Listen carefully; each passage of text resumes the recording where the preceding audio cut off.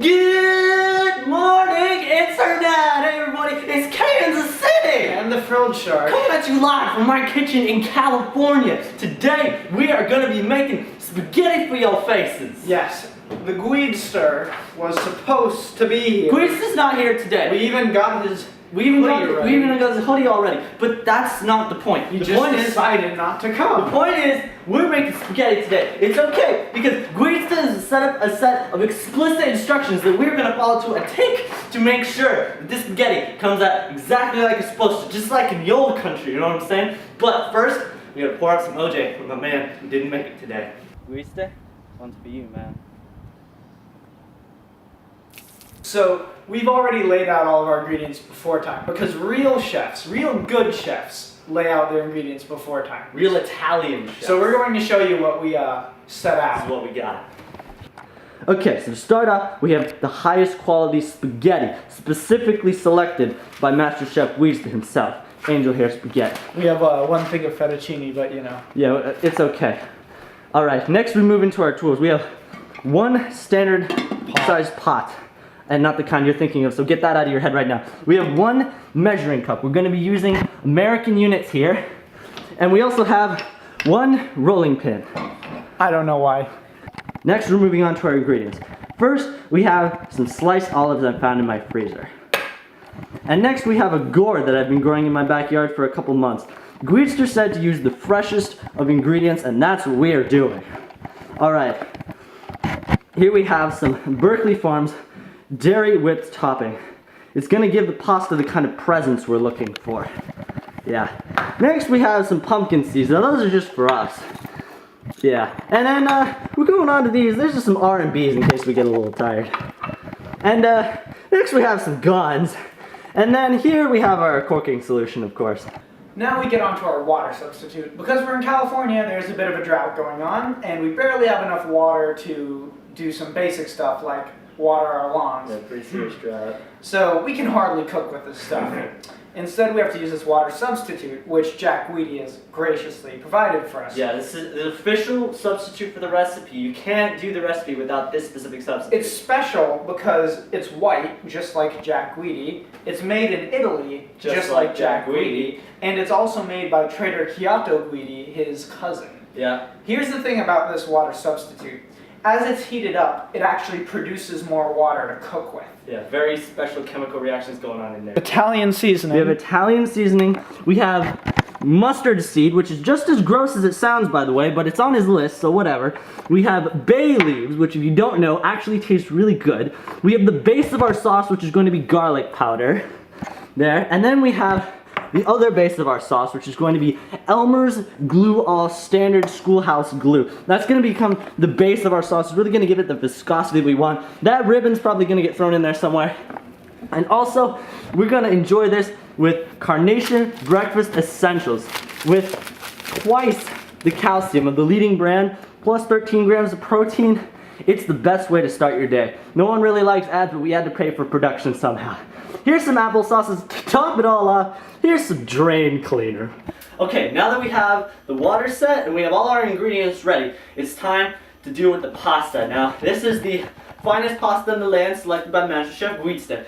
Now, if you look at this here pot we're using for the water, The only issue is that the pasta just doesn't fit, right? It's a little too long. It's a little too long. You can't really cook it this way. Yeah, so you can cook it like this. Don't do it like that, okay? Never cook pasta like that. You want it fully submerged because one side's gonna be all droopy and the other end is gonna be really stiff. It's gonna be gross. So what do? We gotta break it in half. So you gotta break it in half with, I don't know, you're thinking like there, right? It has to be done with a mechanical precision. Look at that. Beautiful. Beautiful. Masterpiece. It is a masterpiece. Fits right into the pot. Fits right in. Beautiful. Now let's get it all boiling. Okay, so what we're going to do now is we're going to add the substitute in there. That much substitute. Not that much. Yeah, you don't need a whole lot of substitute. Don't need a whole lot, just enough. Because remember, it's going to expand. Okay, swirl it around the pan, get it nice and activated, and then get your stove lit. You know, bring it down a little. Yeah, you gotta put it on high because you want to get it up to a rapid boil just like you would with regular pasta water. Okay, now it's time to make the sauce. Now this part takes the most culinary skill out of any other part of this, so listen closely. Alright, so to start off this process, you're gonna want to take your bay leaves first. And you want to take exactly 3 bay leaves and just put it in there whole. It really locks in the flavor. You don't want to crush it up, that means you'll lose some of the flavor. Next is your mustard seeds. You get your mustard seeds and you put your mustard seeds in there. So personal preference on how much mustard seeds you want. Personally, I wouldn't because mustard seeds are kind of gross. But next you put your Italian seasoning in there. Now, it sounds pretty general, Italian seasoning.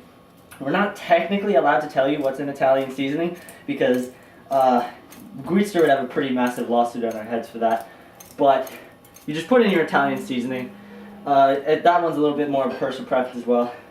But then you got to add in our surprise ingredient here, is kettle corn.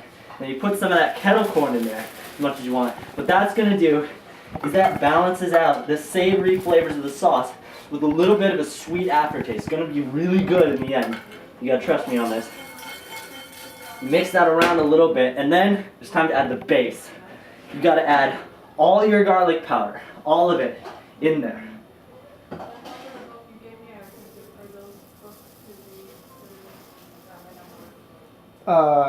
That's all the garlic powder we have. What? That's all we have. No, we're supposed to have way more than that. We don't.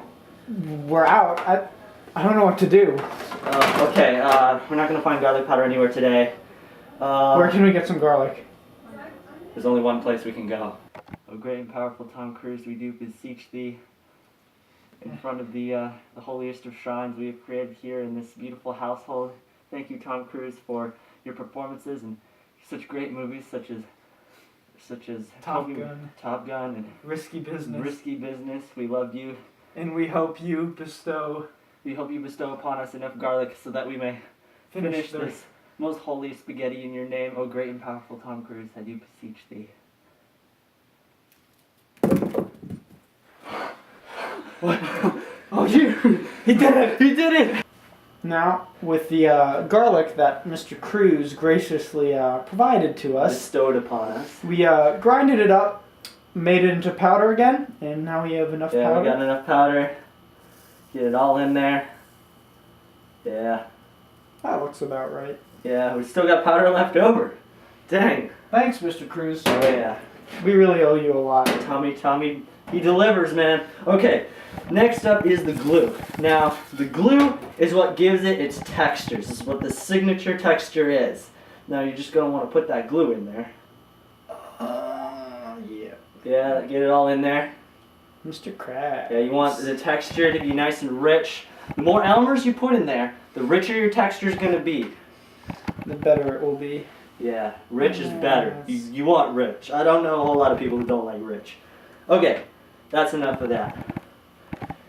Okay, next you're going to add your base, which is also the same solution that we use for the pasta. So this solution is essential to the dish, not only to the actual spaghetti, the pasta portion, but also the sauce. So yeah, get it all in there. Looks about good. That's about right. Okay, so next you take your gourd. Once you got that all set, you take your gourd and you want to liquefy everything in there. So just, yeah, don't be afraid to just get in there with the gourd and make sure everything is nice and good. Ooh, you're trying to unlock all those flavors that were in the solid ingredients like the leaves and the kettle corns. Alright, now the final step, what you want to do, this is good, but if you want to make it the mastery of all the culinary spaghettis, you gotta cut it with 3 $25 iTunes gift cards. Now, what that does is it just adds an extra zing. It's kind of like a dash of pepper in a sense that it adds a little something extra that people are gonna like. Now, yeah, exactly. Afterwards, you get your Wiimote until you stir it until the consistency is to your liking. I'm gonna add a little bit more liquid. Yeah, it's looking a little bit dry. Yeah, you might want to add a little bit more because with the iTunes gift cards in there, it kind of dries it out a bit. So you're gonna want to add it in, maybe a little more base. Again, that's a matter of opinion. All right, so now you can see our pasta here has been boiling for a bit. So the solution turns the pasta into orange juice, okay? That's how that works. The solution's a very special solution. It's a very roundabout way of doing things, I'll admit. But Jack, I'm sure he knows what he's doing. Definitely knows what he's doing. The orange juice came out perfectly. Like, There's pretty good There's orange no way, juice. I don't see any impurities in there whatsoever. It's brilliant. For making orange juice, this is a pretty good idea. Yeah. Here's the thing about orange juice. It doesn't actually need to be strained like No. pasta. Well, you could strain it with a very fine strainer if you wanted to remove the pulp, but Yeah. pulp's always better. Yeah, pulpy better orange juice, yeah. Okay, now you just wanna just heat up the sauce lightly. Not too much. You do not want to make this sauce boil. That way it will get brown on the bottom and crispy, and that'll ruin your sauce. So this is important not to heat it up too much.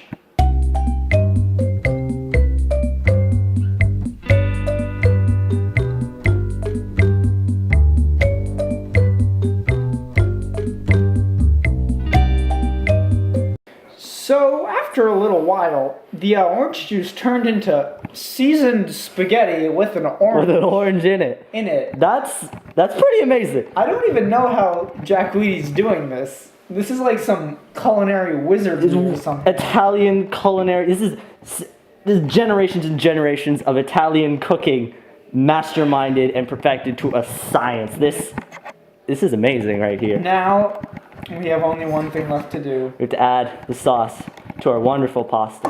Let's go ahead. Yeah, get that all in there.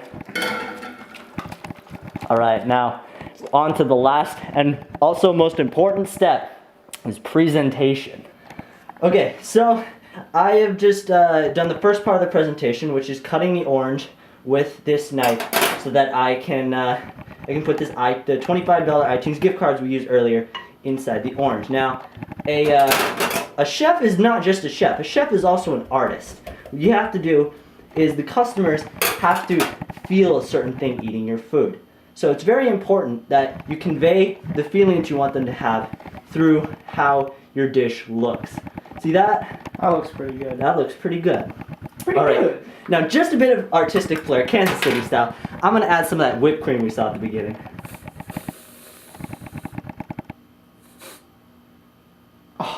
It's a masterpiece. It's a masterpiece. Now, it's time for the test. All right, final test. Yeah, right there.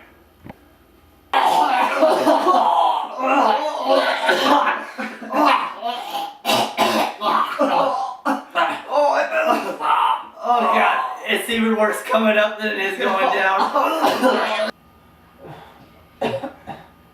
That was the worst feeling I've ever experienced. Now, I lived in Kazakhstan for 4 years. Tasted like gasoline. What do we do now? We ordered pizza. What? Yeah, no, seriously. So it's right here.